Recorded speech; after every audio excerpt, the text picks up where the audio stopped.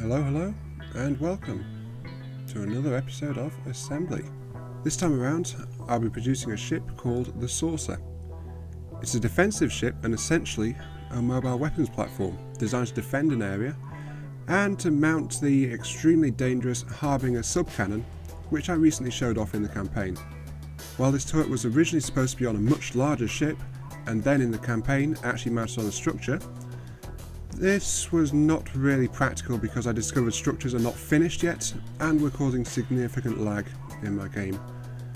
So as a result, I designed this mobile version just to avoid teasing you with the turret and still let you see it in action, while also hopefully making a decent defensive unit in the process.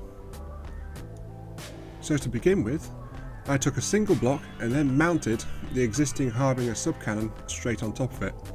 Because the entire purpose of the Saucer design is to field this massive cannon, it made sense to actually put the turret in place first and then start work on the ship around it. That is literally the design philosophy of the Saucer. It is a ship wrapped around a cannon. And because of the name I decided on, the Saucer, I was also trying to style it more along the lines of a UFO, at least on the top of it. To actually make the thing float, I knew I would need to extend it below the water, but that would come later, once I got the overall shape plotted out, and could begin actually seeing where I was taking the design. By this point I already knew that the primary hull material for this ship would be metal, because it needed the defensive properties, it's a defensive ship after all, and I wouldn't be relying entirely on shields for protection, because I've already got burned by that several times so far, and a wooden hull just isn't strong enough to do what I need. Something else I started to work into the top of the ship once I had the overall shape of it finished was an actual space for the control centre. I wanted this to be accessible but still have some protection, which resulted in this recessed design with a metal roof on top of it to give it some kind of defence against incoming attacks, and also allow me to very quickly get in and out of it once I actually completed it. From here I turned my attention to the, some would say, fairly important matter of getting this thing to float. Because there's not much point bringing a heavy gun into a fight if it's just going to sink to the bottom of the ocean and be little more than a decorative paperweight. So to start out with, I began making ballast chambers on each side of the ship, originally using metal beams to decide their size and shape, but in the end I extended them further down because I'm building them out of metal to try and resist them being pierced by enemy shells. And metal is a little bit on the heavy side, as I've found from previous shipbuilding experiments. To go with the symmetrical design, I then built them around the front as well, giving the entire platform 4 ballast tanks on which to try and float. Hopefully this was giving something stable to try and counteract the recoil on the main cannon, but I also found after the repeated testing that it was not yet enough to actually allow the thing to float. So with this in mind, I extended it downwards by using wooden extensions on the bottom of these parts, just to give it more buoyancy space and hopefully allow it to float a little bit better. In the end, this approach was proving to be working, but I did not want to extend it too deeply because that would just affect the overall performance of the ship even more than it was already being done. So from there I moved on to actually encasing the central gun area, because I knew that that would also be a ballast point, the entire area filled with air and allowing the ship to better float while also protecting the main cannon and its internal ammunition. Sadly, the protection for the gun did have to be made of metal as well,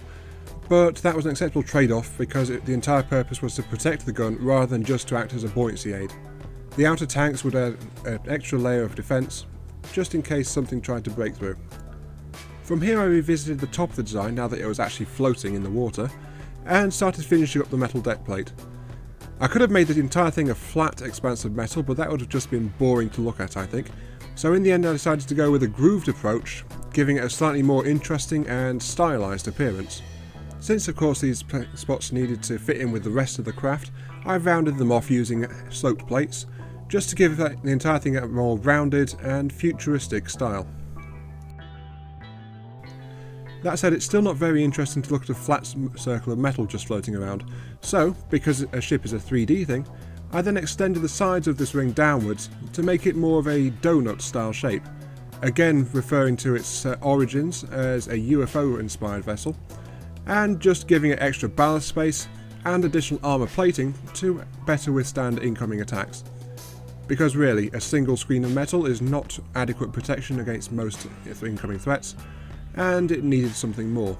So with this at least, it would float better and it would have more protection. At this stage I had not decided what to build the underside of the ring out of, so I left it open and moved on to my next task.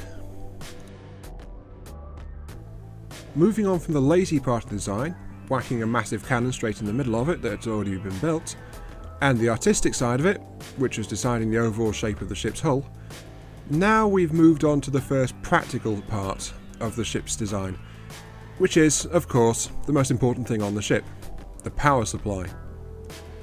While originally I would have preferred to go with a single engine, because then I would have been able to push it to a much higher level of efficiency and saved on fuel, which I'm still rather wary of running out of, because of the entire design philosophy being to wrap the ship around this central cannon, I couldn't go with a single centralised engine or even one underneath it because I was too wary of how deep this vessel is becoming. So in the end I went with twin engines, split to the front and back of the central cannon, because then even if the front one gets damaged or taken out completely, the back one will still at least be running and providing defensive and manoeuvring power. I started off with my normal arrangement, which is at this point actually using left-right connectors to increase the number of cylinders given in the space of the engine, but I also built it upwards as high as I could, which has sacrificed some efficiency in return for a little bit of extra power just squeezed into the available space. While it was tempting to leave the engines completely exposed to the benefits of icy cold seawater, which would of course be completely healthy for them, I decided to actually enclose them in protective metal, just to give them a bit of extra defence, and also turn the engine compartments into extra sources of buoyancy to help keep this entire craft afloat, because, to be honest, it is a heavy ship and only getting heavier as I add more and more metal to it. Since this was as deep as I was planning to take the design, I rounded off the bottom of the ship, and then when I dumped it in the water I noticed it had a slight issue with bobbing around, so I began to weight the bottoms of the ballast areas just to try and keep it weighted down and a bit more steady, because really I did not want it to be bouncing all over the place. From here I went back to the top of the ship again, and this time set about rounding out the bottom of the donut shape just to finish it off and make it completely airtight. I decided to use metal parts on the bottom just to get the neat curve which metal has compared to the wooden counterparts, and then to save at least a little bit of weight I used wooden flooring as the underside of it. And then finally, to add a bit of aesthetic design to it,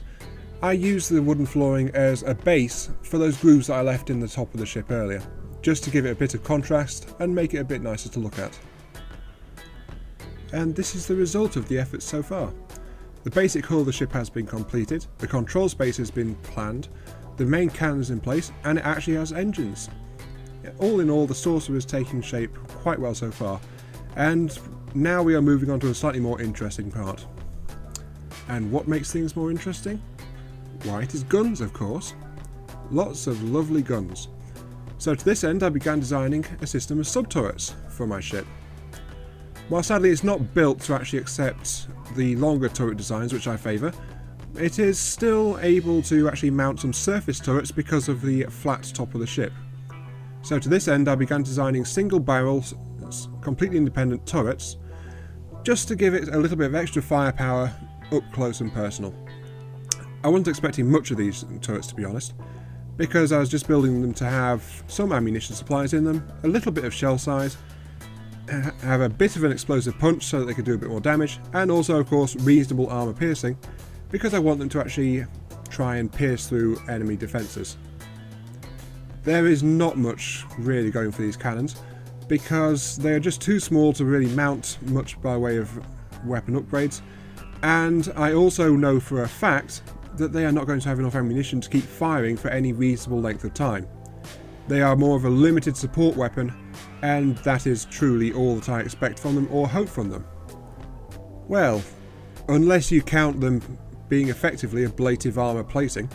because they will quite handily get in the way of any kind of shells that will be coming towards the ship. So if nothing else, they will block a couple of enemy shots for me,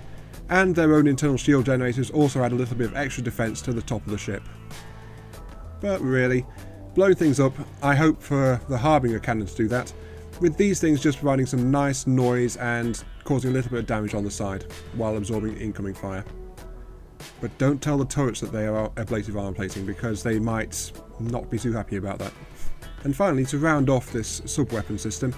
I actually mount 3 of the turrets equally around the front of the saucer, because the way this design is shaping up, I want it to be facing towards the opponent ideally, or at best from the sides or at a roughly 45-degree angle. Because with the ship controls located at the back, I really don't want enemy ships to be attacking this thing from behind, so that means I'll be focusing the defences and firepower towards more of a forward arc. And while I'm mucking around with the weapon systems, the last thing I do to try and improve them is to replace some of the barrel pieces on the Harbinger cannon itself, replacing the standard barrel parts with actual recoil suppression parts to try and make this thing a little bit more manageable for a ship which is so much smaller than the one that was originally intended to carry them. I also decided to fit the turret with an overhead shield just to give it some extra protection from incoming shells. Originally I planned to mount this on the actual ship itself, but given the size of the turret, it is more effective and a lot cheaper in terms of power to mount it straight onto the turret instead. Before moving on to finally get around to installing the actual control mechanisms for the ship. A standard steering wheel, a fire control computer, just to control all of the guns should I need it, and a chair. And just to make it absolutely impenetrable, a normal door just to close off access to it, and a water pump to make sure the room doesn't flood. With that out of the way, I move on to some more defensive reinforcement, starting off with some metal struts between the actual flotation chambers of the ship to make sure that if the top surface does actually get blown apart, it won't just immediately fall to pieces, because there are additional metal struts below the surface helping to hold it all together. Then I move on to actually adding some shield defences onto the main body of the ship itself. Instead of going for protecting the entire ship, I instead go with protecting the central column, where the actual main cannon is housed, with 3 massive shield generators tuned for maximum height to help intercept incoming shells and just protect the Harbinger cannon, which is supposed to be the main armament of this ship. I then turn my attention to the actual sides of the ship, because while this thing will still take hits and will be able to stay afloat, which is the general idea, I don't want to make it too easy, so a couple of side-mounted shield generators will help to actually ensure that this ship will stay up on the surface and in any actual combat it finds itself involved in. With the shielding done, I turn my attention to the actual AI control systems, because while these cannons are powerful or ablative, depending on which ones you're thinking about, I am not actually a very good shot with either type, so I need the AI systems to actually be able to control these turrets and turn them towards the opponents with a chance of hitting them. To this end, I install control systems inside the donut itself, underneath the sub-turrets on the upper surface, and then I move down to the bottom of the ship, where I construct both the local weapon controller down there to control the Harbinger cannons, and the actual AI core itself. I decided to build this into its own little room down there, because that will round out the bottom of the ship slightly, and it will also provide a little bit of ballast, while also giving it a nice secure place to be tucked away at the bottom of the ship, also giving me a space to install the much needed ammo and fuel processors, as well as spare supplies to actually help keep the ship repaired, and be almost completely safe from any incoming attacks. Unless the enemy brings a torpedo, in which case it'll just blow the entire ship right up. And then, as part of rounding off this bottom room, which I've just added, I also round off the sides of the actual central column itself, just to give the ship a slightly better appearance when viewed from this angle. The rear engine space was also nearby and convenient to stash all of my ammo and fuel supplies in. From here I began to add propellers to allow the ship to actually move by itself. I began with large propellers at the back, roughly positioned at the centre of mass, to give it forward thrust, and I already knew already for something this heavy I would be needing side-mounted propellers to actually make it turn. After a lot of experimenting with different arrangements of large propellers on the back, I realised that trying to get this vessel to go quickly was just an exercise in futility, because it's just too heavy and unstable to actually support fast movement in the water. So I took off the large propellers from the back and went instead with an array of small propellers inside a protective metal housing to give them some extra defence in case a shell actually goes their way. This arrangement actually proved to be much more stable than using the large propellers, and so it's the one that I finally went with. The very last thing to be added to this design is the ability to actually use those supply crates that we put down in the AI control room. So this means adding in repair bots, which I have put into the dents in the hull on the back of the ship, so they have at least a little bit of protection, And also studied some repair tentacles, the compact type rather than the long ones, along the sides of the ship next to the Harbinger cannons. So this gives it some self-repair and ranged repair ability, just for when it's operating with other ships or when it's taking damage. And there you have it, the finished design of the Saucer. A heavy, circular, metal ship designed for defensive operations and extreme durability when under enemy cannon fire. Admittedly, the ship doesn't actually have an anti-laser system, but it's not really intended to be suited for that. I can always add one of those to the design later on if I need to. There is a little bit of extra space left inside the main cannon housing. On the screen at the moment is just some combat footage which I took while I was testing the design after completing it to this stage. Because really, what's the point of building these ships if you can't then throw an enemy AI ship at it and watch them chew each other to pieces? Or in this case, just blow the AI ships to shreds. This is Zion Mark III, and I hope you enjoyed this episode of Assembly. Catch you some other time.